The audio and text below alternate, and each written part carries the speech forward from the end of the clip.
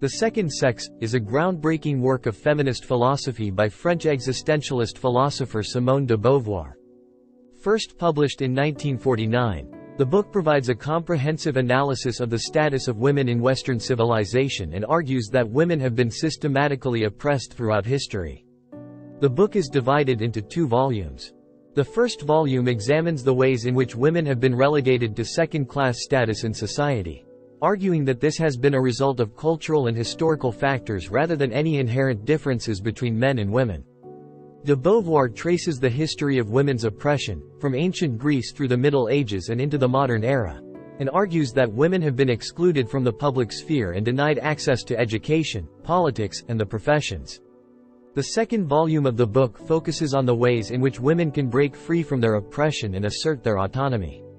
De Beauvoir argues that women must reject the traditional roles that have been imposed on them and embrace their own identity as individuals.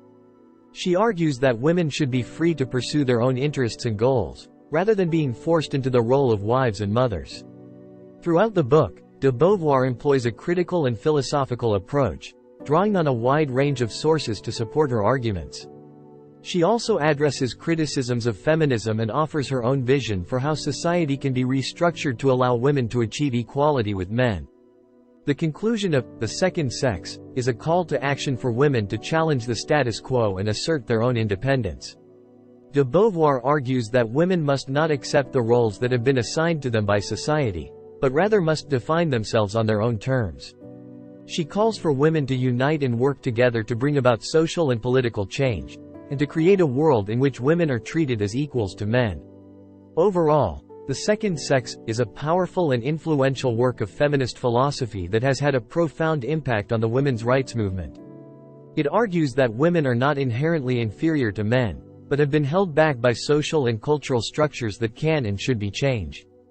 De Beauvoir's call for women to embrace their own identity and pursue their own interests has inspired generations of feminists to fight for gender equality and to create a more just and equitable society.